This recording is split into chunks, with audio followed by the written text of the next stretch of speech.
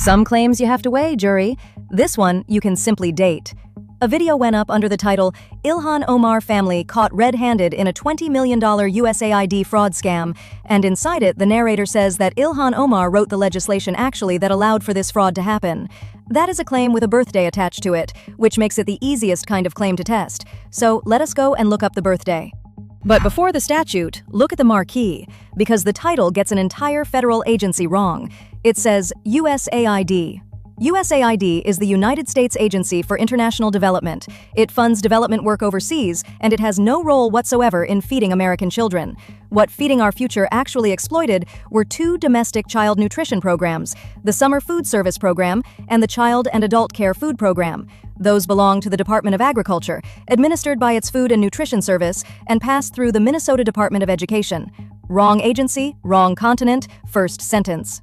Now the statute itself. Both of those programs trace to the Richard B. Russell National School Lunch Act. The summer program was authorized by Public Law 90-302, which was enacted in 1968. The Child and Adult Care Program was split out into its own line in 1975 and made permanent in 1978. Those are not contested dates, jury. They are in a Congressional Research Service report on the programs, and anyone can read them. Ilhan Omar was born in 1981. Do that subtraction with me. The statute she is accused of writing was signed 13 years before she was born. She first held any elected office at all in the Minnesota House in 2017. She entered Congress in January of 2019, and the fraud in question ran from 2020 to 2022 on pandemic-era waivers issued by the Secretary of Agriculture. There is no arrangement of those dates in which she wrote it. This is not a matter of interpretation, jury. It is a matter of arithmetic. Cross-examination. And this part is important because I am not here to tell you nothing happened. Feeding Our Future is real, and it is enormous. It is among the largest pandemic fraud prosecutions in the country. People have pleaded guilty. People are in federal prison. And Minnesota's own legislative auditor found that state oversight failures created the opening that let it run.